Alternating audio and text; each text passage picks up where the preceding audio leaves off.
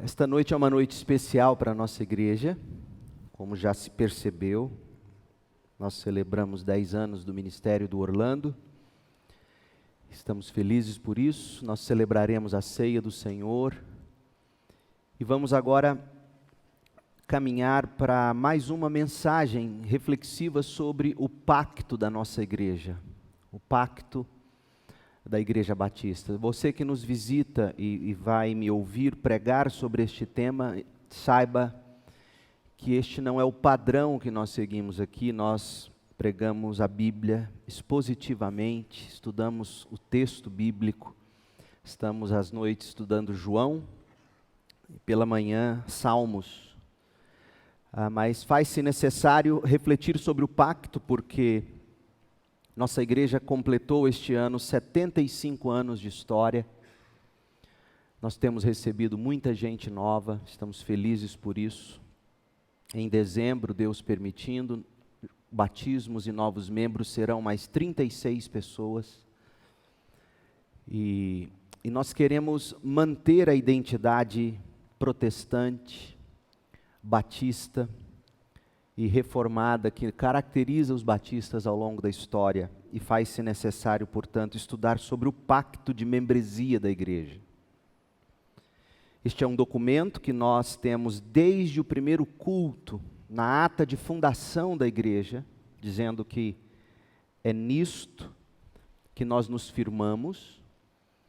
E se você não assistiu ou não participou das outras mensagens desta série, eu quero desafiar você, encorajar você a ir lá no nosso canal no YouTube e assistir, ou no site da igreja também. Faz-se muito necessário. Tantas outras coisas nós estamos pensando, orando e programando para os próximos anos como igreja. Completamos 75 anos, mas já estamos de olho na igreja dos 85 anos. Hoje pela manhã eu falei sobre o novo currículo de Escola Bíblica Dominical que nós estamos desenvolvendo e traremos de uma forma muito clara para toda a igreja. E o que eu desafiei hoje de manhã, eu repito agora à noite: eu quero todos os membros desta igreja, dentro do possível, eu sei que há exceções justificáveis, mas o membro da Segunda Igreja Batista em Goiânia tem que ser aluno da Escola Bíblica Dominical. Tem que participar de seus cultos. Salvo exceções, eu entendo e as respeito. Idade, enfermidade, problemas alheios à sua vontade. Mas a vasta maioria dos membros, infelizmente, tem procurado apenas um de nossos cultos. E saiba você que esta não é a postura que o nosso pacto requer de cada membro da igreja. E é para isso que eu chamo sua atenção hoje à noite. Abra sua Bíblia em Hebreus 10, 25. E eu quero pensar com você sobre o pacto e a membresia na igreja.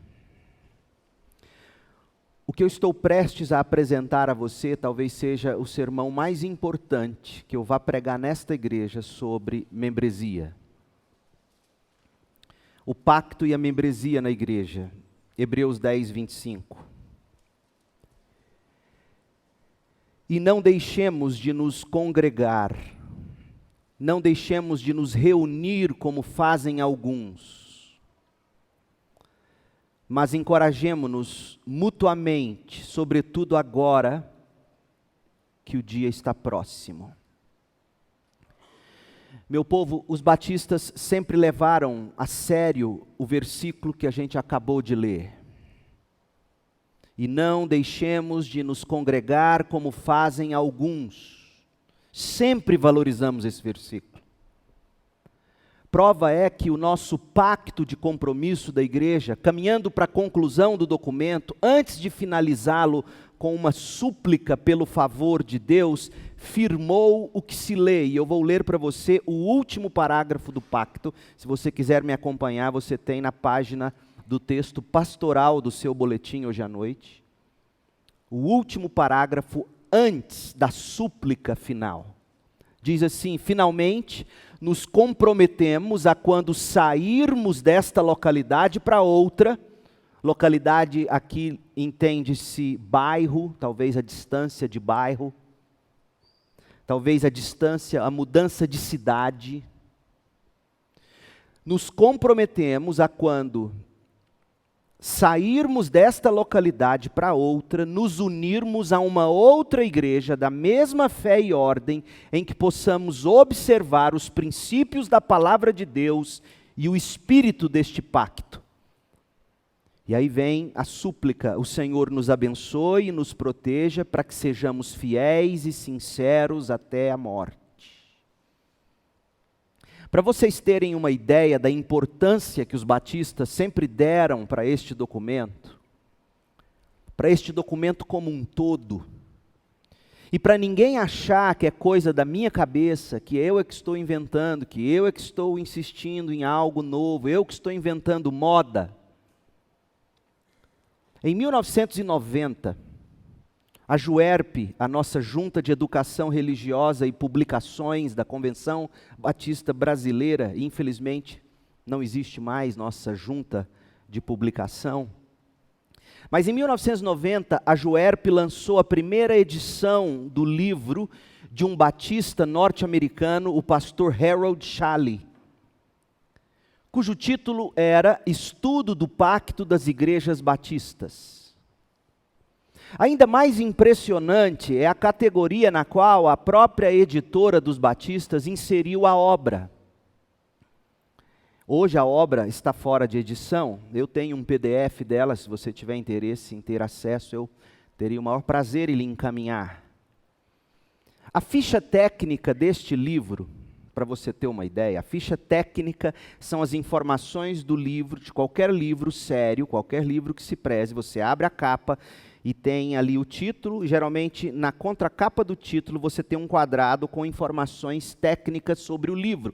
Esta ficha técnica indica em que categoria o livro se enquadra e, portanto, onde ele deve ser arquivado dentro de uma biblioteca. A categoria do livro é Batistas, Catecismos e Credos. Ou seja, se você tiver que buscar esse livro em alguma biblioteca pública, faculdade, universidade ou em algum seminário teológico, você vai ter que se dirigir à seção onde estão arquivados os catecismos e os credos daquela biblioteca. Sob meu ponto de vista, esta catalogação batista, catecismo e credos é um verdadeiro resgate ou reafirmação de nossas origens. E eu explico. Os batistas, meu povo, sempre foram um povo preocupado em catequizar, ou ensinar, ou doutrinar, como queiram. Catequizar, ensinar, doutrinar, sinônimos.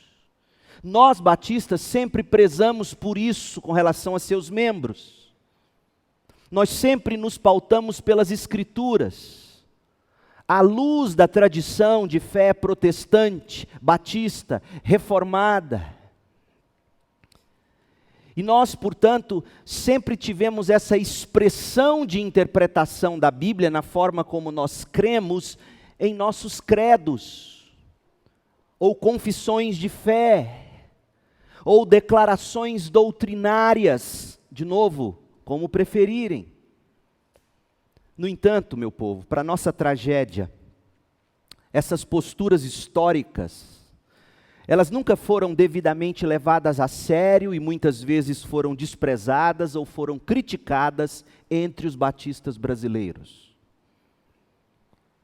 E não é à toa, portanto, que nós estamos assistindo entre os batistas brasileiros uma verdadeira descaracterização do significado de ser protestante, batista, de origem reformada. Abandonamos nossas declarações de fé, nossos credos, nossas confissões, que sempre nos balizaram na interpretação das Escrituras. Além desta preocupação doutrinária, os batistas também sempre prezaram pela conduta dos membros da igreja. Os batistas sempre levaram a sério a membresia na igreja.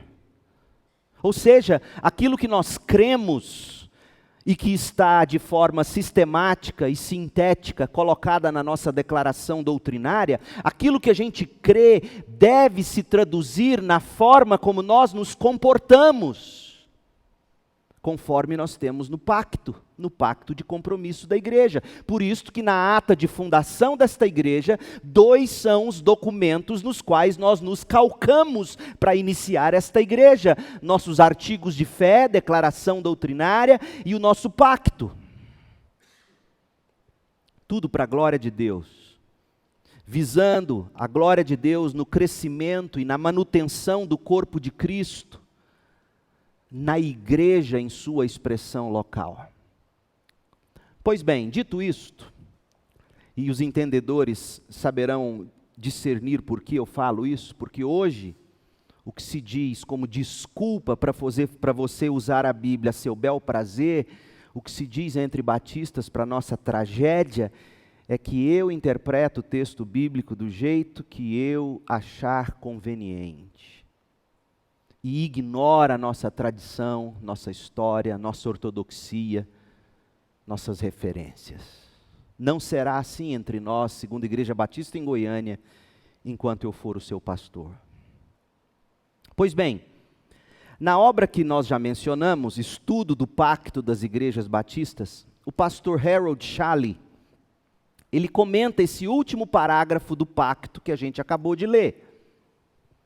E ele fez algumas considerações práticas que merecem ser revisitadas, mas antes de eu ler para vocês as implicações práticas, eu vou ler de novo para você o que diz o parágrafo do nosso pacto. No seu boletim, o último parágrafo. Finalmente, nos comprometemos a, quando sairmos desta localidade para outra, nos unirmos a uma outra igreja da mesma fé e ordem, em que possamos observar os princípios da palavra de Deus e o espírito deste pacto. Eu vou ler para vocês o que está no livro da Juerp, para ninguém achar que o pastor Leandro está pondo carapuça em algum membro da igreja. Eu não faço isso. Eu sou sincero e transparente o bastante para ter que dizer algo e dizer na sua face com o maior amor possível.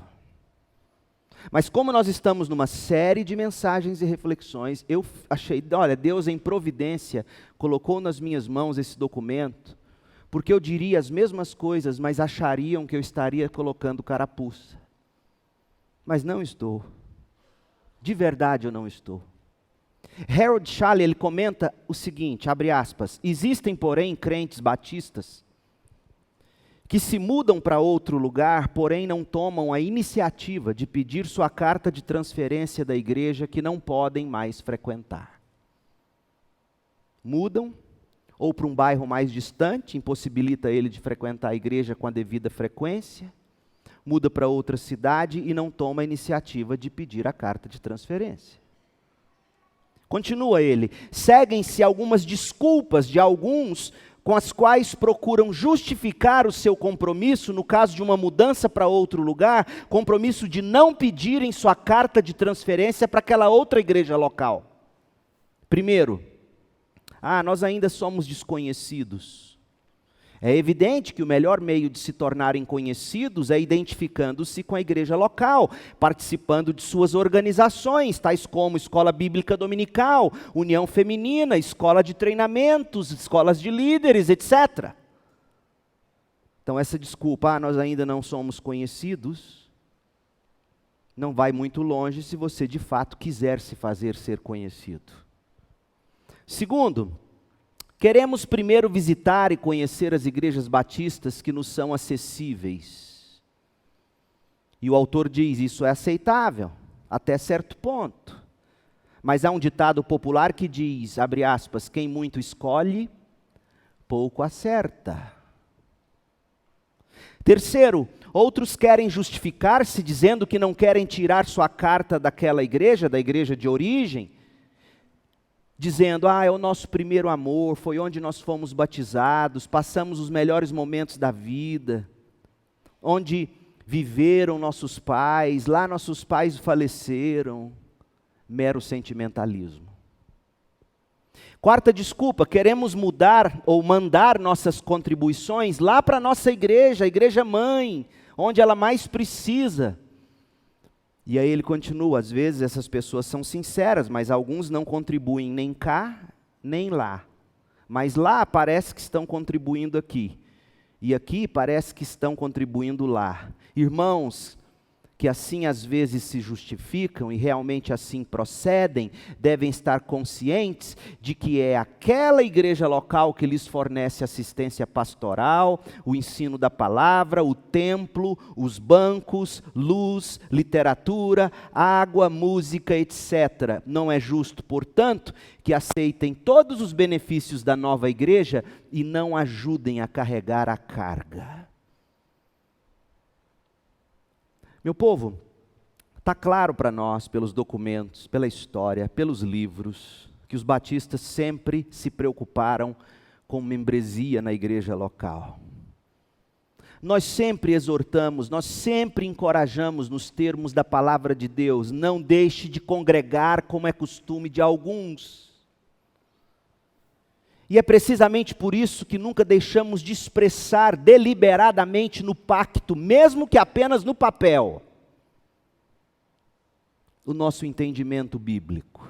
Finalmente, nos comprometemos a, quando sairmos desta localidade para outra, nos unirmos a uma outra igreja da mesma fé, ou seja, doutrina, e ordem, ou seja, organização, estrutura prática, em que possamos observar os princípios da palavra de Deus e o espírito deste pacto. Mas aí sempre vem uma pergunta, especialmente quando você muda para uma cidade menor. E se não houver outra igreja da mesma fé e ordem? Olha o que o pastor Harold Shalley comenta. Abre aspas, se alguém se mudar para outro lugar e se ali houver mais de uma igreja batista, informe-se se são da mesma fé e ordem. Porque hoje, gente, infelizmente, não basta ter um nome batista na porta. Informe-se se são da mesma fé e ordem. Se não houver outra igreja batista da mesma fé e ordem, frequente a que ali houver, ou mesmo de outra denominação evangélica, e apele, ouça, apele a sua própria igreja, igreja mãe, de onde você saiu, a começar uma congregação na sua casa. Muitas igrejas batistas do interior começaram assim, na casa de alguma família batista. Fecha aspas. Discípulos, meu povo, são chamados para multiplicar discípulos. Discípulos multiplicam discípulos, que multiplicam discípulos e acabam multiplicando igrejas. É tanto que os princípios que nós adotamos como igreja estão aí na ficha que nós entregamos para visitantes, estão no site da nossa igreja. Os nossos princípios envolvem oração, evangelização discipuladora, plantação de igreja, formação de liderança, compaixão e graça. No site da igreja, procure pelo texto pastoral que eu tenho escrito e publicado lá, Princípios de Igreja Multiplicadora. São os nossos princípios: oração, evangelização discipuladora, plantação de igreja, formação de liderança, compaixão e graça. Esses princípios são as bases sobre as quais as igrejas de Cristo foram plantadas, cresceram, desenvolveram-se no período do Novo Testamento e chegaram aos nossos dias. Portanto, ao se mudar dessa para outra localidade, onde não há uma igreja da mesma fé e ordem, pode ser, meu irmão e minha irmã, que Deus esteja querendo usar você para plantar uma igreja. Foi assim que nasceu a Segunda Igreja Batista em Goiânia. Foi assim que nasceram as igrejas batistas espalhadas por este Brasil. Irmãos pioneiros que chegaram lá, começaram na sua casa, ou num bairro distante, juntaram-se na garagem de casa, na sala da casa, e de repente hoje você chega lá, é uma grande igreja. De volta ao tema membresia na igreja. Infelizmente, muita gente tem problema com membresia na igreja. E eu vou dizer algumas coisas aqui que pode ser que, de novo, pareça ser direcionado, mas não é. Tem 21 anos que eu sou pastor e ao longo de 21 anos eu tenho ouvido estas, que eu costumo dizer, resumem bem as desculpas para pessoas que mantêm-se na membresia da igreja, mas não pedem desligamento ou não querem que se desliguem, não dando a menor importância para o valor da membresia. 3 desculpas que geralmente as pessoas dão, que geralmente nós damos, para a gente manter como está, deixar quieto e fazer de conta que está tudo bem. Primeiro, aqueles que não valorizam mais membresia na igreja, não dão a menor importância, ou vão quando dá, quando pode. Essas pessoas, elas querem manter a membresia, mesmo não valorizando, por insistência, às vezes, dos pais, dos avós, parentes, amigos. E aí, não querendo magoar, ou para não ser importunado pelas preocupações, pelas insistências amorosas, essas pessoas deixam como está e seguem a vida sem dar a mínima importância para os seus deveres enquanto membros da igreja. E se você quer saber qual é o seu dever como membro, leia o nosso pacto, está aí no boletim. Leia o nosso estatuto, está no site da igreja. Então, geralmente, a primeira desculpa é essa: não, eu não quero ofender o papai, não quero ofender a mamãe, ou eu não quero que eles fiquem enchendo minha paciência, então eu vou deixar do jeito que está.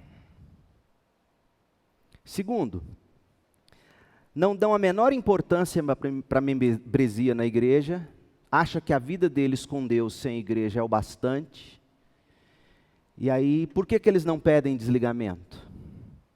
Porque não querem ser julgados, não querem ser criticados. Eles pensam assim: se eu pedir meu desligamento da igreja, ou se eu deixar a igreja me desligar por ausência, eles vão dizer que eu estou em pecado, vão dizer que eu abandonei a fé. Então, para não correr esse tipo de risco, a pessoa deixa como está. E o que é pior, às vezes ela briga para você deixar como está. E que ninguém me incomode e que ninguém se intrometa na minha vida. Eu tenho visto isso acontecer ao longo desses 21 anos. A pessoa não se importa mais com a igreja, mas faz questão de deixar o nome, porque não quer que ninguém, entre aspas, julgue. Terceiro, eu tenho visto puro sentimentalismo ou peso de consciência. Essas pessoas, eu imagino, algumas delas devem pensar assim: olha, vai que esse negócio de membresia na igreja é sério. Ou, não, eu gosto tanto de ir lá. De lá o quê?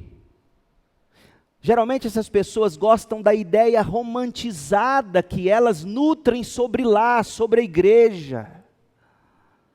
E a pessoa então, mesmo sem se importar ou levar a sério, prefere manter a membresia na igreja. Mas não se importa com isso. Meu povo, eu vou dizer com amor, nós não estamos prestando nenhum favor, nós, os membros que insistimos para que se mantenha o nome de alguém na membresia, seja filho, parente, amigo, etc.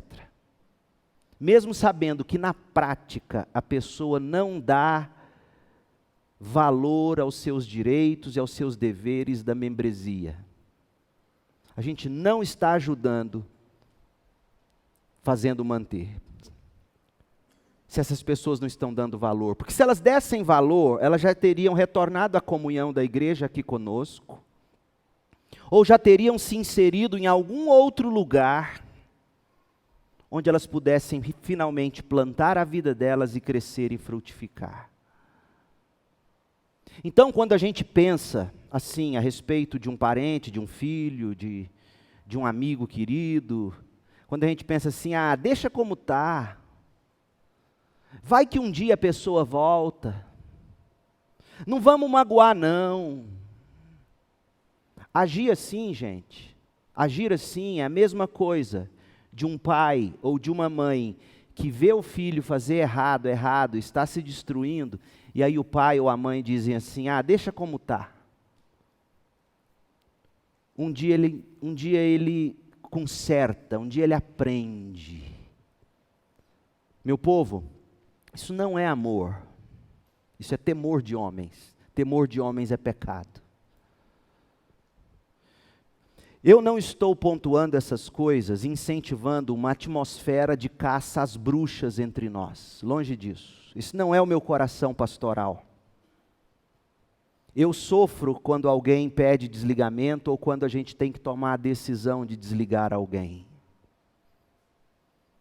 A minha intenção, pautada pelas Escrituras, é infundir uma mentalidade amorosa entre nós que nos faça todos irem, não apenas os pastores, os diáconos, os líderes, todos irem atrás daqueles que por algum motivo cômodo ou mesmo pecaminoso, acostumaram-se a não congregar e acha que está tudo bem. Não está tudo bem. E em amor nós precisamos ir a esses e dizer com graça e verdade, e não apenas com abraço. Dizer que não está tudo bem e que nós desejamos contribuir para que ou a pessoa retorne à comunhão entre nós, ou procure outra congregação, outra comunhão, aonde ela possa ir, plantar a vida, da forma como o Novo Testamento exorta que a gente faça. Isso é ser igreja. E que não haja, meu povo, arrepios entre nós, quando após tentarmos de tudo para o retorno ou para a reconciliação na igreja, a gente tiver que desligar alguém que esteja ou não esteja abraçando a mesma fé e ordem, e que não esteja observando os princípios da palavra de Deus e o espírito do pacto. Quem ama, disciplina em amor, visando a restauração. Agora, quem deixa como está, não está dando provas de amor. Pai que vive correndo atrás do filho só para limpar a sujeira dele, não educa. Isso não é amor. É contribuir para a desgraça. E muitos pais chegam na velhice e pagam caríssimo, porque não souberam dar limites, dizer não e na hora certa umas boas palmadas nos filhos. É mentira minha? E por que como igreja a gente vai fazer assim? Meu povo, nós não podemos perpetuar entre nós a mentalidade pecaminosa vigente na cultura, no que diz respeito a compromisso e a relacionamentos. As pessoas não gostam de assumir compromissos, as pessoas não gostam de prestar contas, especialmente o brasileiro. É impressionante. A nossa gente valoriza a informalidade, o nosso povo brasileiro prefere viver na casualidade, é o jeitinho brasileiro do qual, infelizmente, nós nos orgulhamos. A regra vale principalmente para relacionamentos. Olha, hoje em dia, a norma é ficar, a norma é passar tempo, é ir levando. Compromisso é coisa do passado, estraga o romance. E quando o assunto é igreja, a coisa não é diferente. A objeção que as pessoas fazem à membresia na igreja é resultado direto de uma marca desta geração. As pessoas têm problemas, as pessoas não aceitam a autoridade sobre a vida delas. As pessoas não querem compromisso, e isso se reflete na igreja. Não pode. Não pode ser assim entre nós, povo de Deus. Nós precisamos sim prestar contas das nossas vidas de acordo com o pacto. E eu apelo a você pai, a você mãe, eu te peço em nome de Jesus, para o bem e para o bom andamento da sua igreja, da nossa igreja, da igreja de Cristo, aquele mais próximo de você, seu filho, começou a andar errado, exorta, traz, diz, meu filho, assim não dá, se continuar assim eu vou levar seu nome à liderança da igreja, você não pode viver em pecado. Não é o caso aqui, mas eu conheço pai, diácono de igreja, que comprava, conheço não, um colega amigo meu, pastor em São Paulo, contou para mim de um diácono que ele precisou exortar porque sabia que o diácono sustentava o filho com anticoncepcional para a namorada e dizia: eu prefiro que você transe com ela aqui dentro da nossa casa, dá o remédio para ela. O filho membro da igreja, o pai diácono lá em São Paulo. Pais que sabem que os filhos vivem uma vida sexual ativa e não tomam a iniciativa de dizer: meu filho, isso é pecado, você não pode fazer isso, você é um homem de Deus, você é uma mulher de Deus, esse não é o caminho, eu não posso ser conivente com isso, em amor eu vou sangrar minha própria pele, mas eu não posso consentir com essa vida de casado que você leva, não sendo. Nós não podemos tolerar isso, meu povo. Nós não podemos tolerar esse e tantos outros pecados. Filho se embebedando, filho burlando, enganando você debaixo do seu nariz, só você que não vê, ou finge que não vê. Chama esse filho e diz: filho, aqui não vai ser assim. Isso é amor. Isso é zelo. Você tem que chegar e dizer: não pode, você tem um compromisso com o nosso Deus, o seu Deus, você tem um compromisso com a nossa igreja, a sua igreja, você tem que viver uma vida limpa, ilibada, na medida do possível, no que depender de você, você vai viver buscando a santificação. Tolerância zero ao pecado, meu povo. Pais que não dão um exemplo, não frequentam a escola bíblica dominical. Eu conheço membros dessa igreja, eu estou aqui há quase 4 anos, nunca vi sentar no banco da escola bíblica. Que exemplo é esse para um filho? Escolhe o culto que é mais conveniente para participar. Isso não é membresia saudável, isso é fazer de conta. Chega a tribulação, chega a dificuldade, o pai não sabe modelar, a mãe não sabe modelar aos olhos do filho como atravessar os vales. Eu conheço, eu aconselho, o que eu já ouvi de filho, de membro, não daqui, graças a Deus, tanto assim, o que eu já ouvi de filho, de membro, dizer: olha, na hora do sofrimento, os testemunhos do pai, eu sei o que eu estou te dizendo, meu povo. Nossos filhos conhecem nossas incoerências. E o que a gente é fala muito mais alto, o que a gente faz fala muito mais alto do que o discurso bonito que você tenta pregar para ele.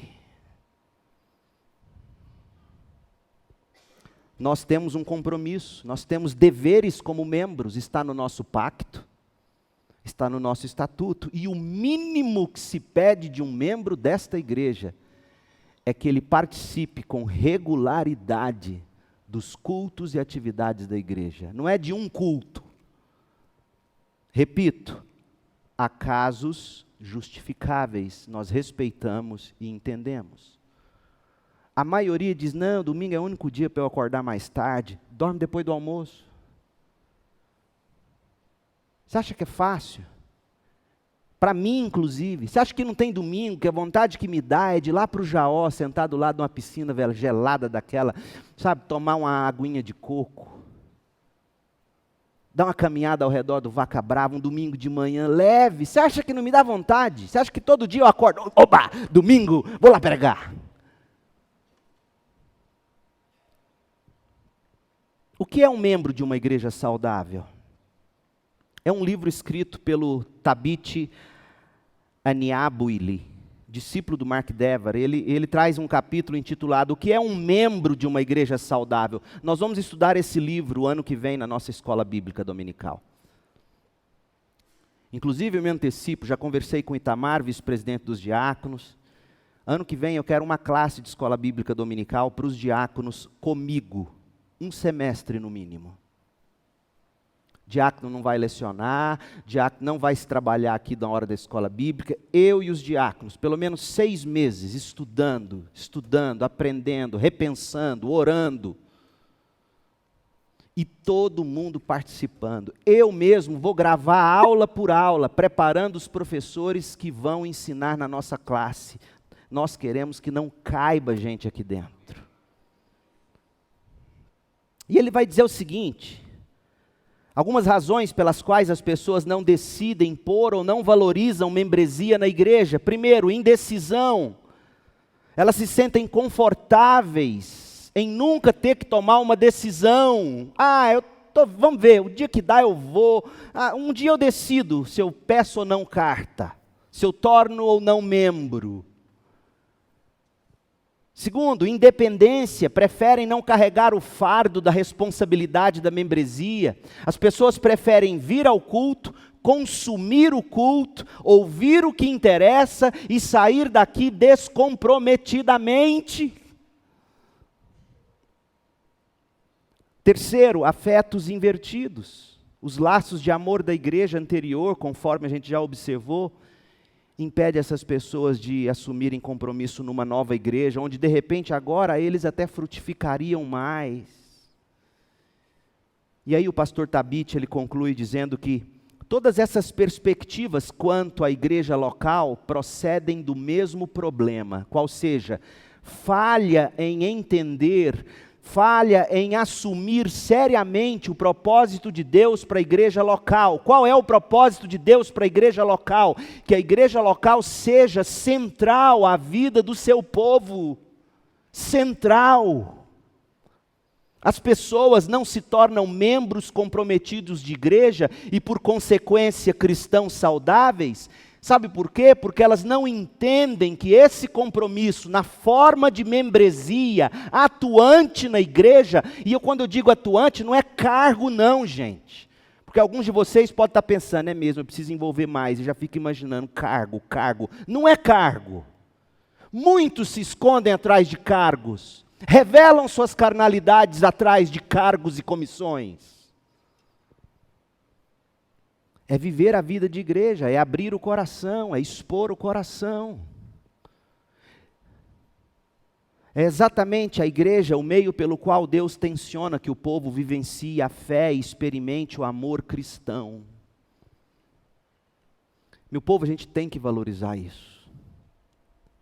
Deus não inventou a igreja para a igreja ser um ambiente onde a gente vai lá, recebe algum tipo de descarrego espiritual e recebe uma palavra motivacional e a gente vai enfrentar a semana, ganhar dinheiro, pagar as contas, aleluia, glória a Deus. Não, a igreja é para a gente crescer em graça e conhecimento de nosso Senhor e Salvador Jesus Cristo. Paulo diz que o papel do pastor e de cada membro de igreja é sofrer as dores de parto até ver Cristo sendo formado em todos nós, e nós juntos temos que viver isso. Viver em pecado entre nós tem que ser algo desconfortável. Nós não podemos deixar você se sentir confortável com uma vida em pecado declarado. Agora, a pergunta que se faz é assim: pastor, a gente está falando de membresia, o pacto da nossa... Pacto é coisa de homens, os homens que escreveram esse pacto. Onde na Bíblia está escrito que a gente tem que ser membro de igreja? Boa pergunta. Eu te pergunto também o seguinte, te lanço uma pergunta. Quem me pergunta isso, geralmente eu lanço uma de volta. Onde está na Bíblia que Deus é trino? Pai, Filho e Espírito Santo. Você não vai encontrar na Bíblia um versículo dizendo, Deus é trino, 3 pessoas em uma, Pai, Filho e Espírito Santo. Você não encontra. Mas você encontra evidências claras que apontam para essa triunidade de Deus. Então, de fato, você não vai encontrar no índice da sua Bíblia um livro chamado o primeiro livro da membresia na igreja. Não tem isso na Bíblia. Você não vai encontrar um capítulo na Bíblia que poderia levar o seguinte título, a respeito de tornar-se membro da igreja. Não, não existe. Mas quando você olha para o Novo Testamento, você descobre que alguns, ou talvez a maioria dos mandamentos dos apóstolos para os cristãos, só são possíveis de serem cumpridos dentro de um contexto de membresia. E é daí, portanto, que a gente conclui: membresia é bíblico. Por exemplo, Hebreus 10, 25, que a gente leu. Não deixem de congregar como é costume de alguns. Congregar onde? Na igreja local, no seu local de igreja. E por que eu digo que é uma igreja local? E por que não é a opção? Não, hoje eu vou assistir o culto em tal igreja, amanhã na outra, domingo que vem na outra. Por que é na mesma igreja sempre? Porque o mesmo contexto fala que a gente tem que se exortar, estimular ao amor e às boas obras. E não tem como você fazer isso ou permitir que isso aconteça num contexto onde você não planta a sua vida para gerar intimidade com as pessoas. Por exemplo, deixa eu te dar algumas bases de por que a membresia na igreja é bíblico. Vamos pensar sobre liderança eclesiástica. Duas passagens clássicas da Bíblia definem as qualidades do pastor, ou dos pastores, ou dos presbíteros e dos diáconos. 1 Timóteo 3, de 1 a 13, e Tito 1, de 5 a 9. E Paulo diz, especialmente em 1 Timóteo 3, ele diz, olha, quem almeja o episcopado, excelente obra almeja. E aí ele dá uma lista de qualidades que devem ser observadas na vida da pessoa, do homem, para saber se ele se enquadra no ministério. E quem é que vai observar essas qualificações? A igreja. A igreja de Éfeso, no caso, para onde Paulo estava escrevendo, quando Timóteo era pastor em Éfeso. Essas qualificações para a congregação identificar num obreiro não fariam sentido se não houvesse congregação de membros que observam na vida dos seus pastores as qualidades. Outra coisa, existem mandamentos explícitos para os líderes pastorearem o rebanho que Deus colocou sob os cuidados dele. 1 de Pedro 5, Hebreus 13, 17. Chega a dizer que as ovelhas precisam imitar a fé de seus líderes. Agora, se não há uma membresia identificável, não há líder para seguir, não há líder para liderar. Outra coisa, disciplina eclesiástica, disciplina na igreja, 1 Coríntios 5. O apóstolo instruiu aqueles crentes, está lá em 1 Coríntios 5, 2, ouçam, o apóstolo excluiu os crentes a excluírem da comunhão um homem que estava em imoralidade sexual. Agora, como é que você exclui da comunhão se não existe uma lista ou a identificação clara de quem é e de quem não é parte da comunhão? Como é que Paulo falaria em exclusão da sua comunhão se não houvesse um número exato de pessoas palpável, identificável? Dos nossos, não é dos nossos. Aliás, nesse mesmo capítulo 5 de 1 Coríntios, verso 12, Paulo fala dos que são de dentro e dos que são de fora. Quem são os de dentro? Quem são os de fora? Quem é membro é de dentro, quem não é membro é de fora. Toda essa conversa de disciplina na igreja só faz sentido quando se tem um rol de membros definido. Desde o início do cristianismo, os apóstolos souberam, naquele dia, mais de 3.000 almas se converteram. Já foram correndo atrás, já foram tomando nota, já foram pegando nomes, já foram se identificando com as pessoas desde o início. Outra coisa, existia lista sim de membros. 1 Timóteo 5, 9, fala da igreja de Éfeso, que dentro do hall de membros existia uma lista que continha o nome das viúvas daquela igreja. 1 Timóteo 5, 9. Paulo vai escrever em 2 Coríntios 2, versículo 6, dizendo que a maioria dos membros da igreja tinha votado opondo-se àquele homem imoral. Que maioria é essa? Gente, esse povo já era batista, já tinha assembleia, a maioria favoráveis à exclusão do irmão que está dormindo com a madrasta, levante uma das mãos. A maioria votou para a exclusão. 2 Coríntios 2, 6. Então, meu povo, eleger líderes, submeter-se a líderes, regular a membresia, mantendo disciplina, manter listas, votar, só faz sentido se um corpo identificável e distinto é reconhecido. Portanto, embora a Bíblia não nos ofereça um tratado específico sobre membresia, embora não haja um versículo claro, cristalino, existem evidências de sobra, que eu estou citando apenas algumas, para a base bíblica. Então, não foram homens que inventaram o hall de membros. Isso é neotestamentário. A membresia na igreja nunca foi menos importante no Novo Testamento e também não pode ser tratado com menos importância entre nós. Concluindo, eu te digo que Jesus especificou uma marca definidora para os seus discípulos. Claro que são muitas marcas do verdadeiro discípulo, mas uma das marcas que destaca para o mundo quem é crente é a forma como nós vivemos em amor na comunhão da igreja. João 13, de 34 a 35.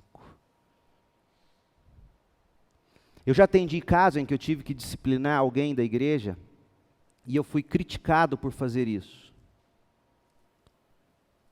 E quando eu me sentei com os pais da pessoa, o pai que não é crente, chorando, falou para mim: pastor, o senhor cresceu no meu conceito, porque eu pensei, não era crente, eu pensei que o senhor ia fazer o que todo mundo faz, o senhor ia passar a mão na cabeça nessa situação. Aí eu disse: primeiro, não fui eu que fiz isso, foi a igreja, e nós fizemos em amor. E o pai virou para mim e falou: eu sei, o mundo cobra isso de nós. E quando a gente faz, aqueles que não dão a menor importância para a membresia da igreja, começam: disciplinou esse, por que não disciplina o outro? Não disciplina o outro porque ninguém sabe do problema do outro. Se você está falando que o outro está sob pecado, você está pecando por deixar ele viver pecando e não tomar as medidas. Aí um dia chegou em mim, lá em Campinas, falou: pastor, eu vou contar para o senhor, tem uns jovens da igreja aqui que estão fumando maconha. Eu falei: não quero saber. Que isso, pastor? Não quero saber. Porque se você me contar os nomes, você vai sair daqui falando que o pastor sabe e nunca fez nada.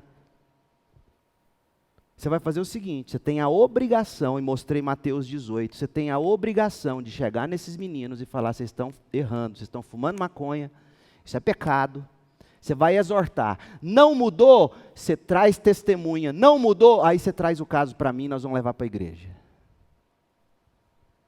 Então, meu irmão, quando você vir à igreja disciplinar alguém e falar assim: que covardia, por que não disciplina o outro? Você está pecando por saber que o outro está em pecado e você não fez nada. Você tem que tomar os passos bíblicos. Está vendo como é que exige coragem para ser crente, meu povo? Crente não usa croque. Crente não usa sandália havaiana, crente usa coturno. Nós estamos em guerra. E se nós não soubermos lutar contra o mundo, contra a carne, contra o pecado, e nós temos que mostrar para o mundo que o amor vai muito além de um abraço, onde você afirma o outro dizendo: está tudo bem com você. Está nada, a vida está cheia de pecado. O mundo tem que ver que a gente ama como Jesus ama. Nós somos cheios de graça, sim, mas nós somos um povo de verdade, que fala a verdade, que vive a verdade, que morre pela verdade, que sai mal falado por defender a verdade. Se você não acredita nisso, desculpa, você está seguindo o caminho errado. O amor que a gente expressa uns aos outros, ou deve expressar uns aos outros, só é possível na comunhão de uma igreja local. Vamos encerrar lendo o texto do início? Abre em Hebreus 10. Deixa eu te mostrar algumas questões fundamentais em Hebreus 10, que mostra para nós o quanto é fundamental a igreja. Porque você pode observar, você já viveu bastante para ver isso, e talvez você tenha vivido isso na sua própria vida. Não estou dizendo que todo mundo que está afastado da igreja está pecando, não estou dizendo. Mas observe, a primeira coisa que alguém faz quando não quer ser incomodado é se afastar. Filho se afasta do pai e da mãe, porque sabe que o pai e a mãe vai cobrar. Membro afasta da igreja e começa a dizer, é tudo hipócrita, tem gente lá que faz pior. Esse argumento não cola. Porque se tem gente lá que está fazendo pior que você, onde você esteve a vida inteira, que você em amor não exortou, não adianta, então traz testemunha, não adianta, então a gente leva para a igreja disciplina. O que não adianta é a gente ficar usando o pecado do outro para a gente justificar o nosso. Olha como Hebreus 10, de 23 a 25, desmascara a ideia tão vigente, diabolicamente vigente, de que eu não preciso de igreja. Não, pastor, eu não preciso de igreja não. Estou muito bem, estou bem com Deus. Já ouviu gente assim? Eu só não estou indo na igreja, eu estou bem com Deus, eu e o Deus, estamos ótimo. Olha o que Paulo diz. Ele vai dizer 3 coisas aqui, do verso 23 ao 25. Ele vai falar da fé pessoal em Cristo. Ele vai falar sobre como essa fé pessoal ela é alimentada. E ele vai falar o que é necessário para alimentá-la. Primeiro, verso 23. Apeguemo-nos firmemente, sem vacilar, à esperança que professamos, porque Deus é fiel para cumprir a promessa. Ele está falando de fé pessoal, indispensável, apegue-se a Cristo, apegue-se à esperança do Evangelho, creia, é pessoal. Mas Paulo, ou melhor, o autor de Hebreus, ele não descarta a necessidade de pessoas alimentando sua fé. Verso 24. Pensemos em como motivar uns aos outros na prática do amor e das boas obras. Veja, primeiro ele falou, você precisa crer, você, apeguemo-nos individualmente, mas também coletivamente, e esse coletivamente, ele tem que ser traduzido o seguinte, eu tenho que ser intencional, eu tenho que buscar maneiras de integrar, de envolver as pessoas no cuidado, e eu tenho que ser intencional no sentido de incentivar o amor na vida da pessoa, as boas obras na vida da pessoa. E aí o autor conclui, e não deixemos de nos reunir como fazem alguns. Para quê? Para nos encorajarmos mutuamente, sobretudo agora que o dia está próximo. Pai, mãe, você começou a ver seu filho, desiludiu, eu vejo isso toda hora, seja firme, amorosamente firme. Meu filho, você não está indo nos programas dos adolescentes, você não está indo nos programas dos jovens, você tem que ir. Meu filho, você está agindo como um descrente. Meu filho, eu não vou ser conivente com isso, eu não vou deixar. Por quê, pai?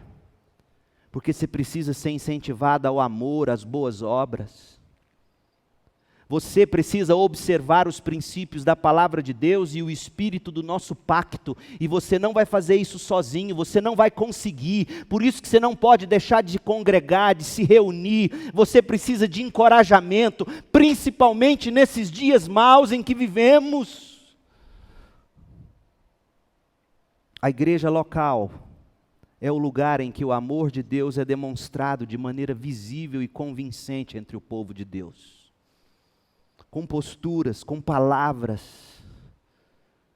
sempre cheios de graça e de verdade, é o lugar em que o corpo de Cristo é mais claramente apresentado ao mundo para a glória de Deus em Cristo. Ano que vem, Orlando, e vou dizer com muito carinho, para você ter meu respaldo, você vai repensar se você quer ter alguma atividade de serviço, de liderança, e se você não for aluno da escola bíblica, não frequentar os cultos, amo de paixão o nosso coral. Amo de paixão os músicos que fazem com amor o que fazem aqui. Mas para a sobrevivência da sua alma, eu te digo, você precisa congregar mais. Diáconos, a mesma coisa. Diretoria, a mesma coisa.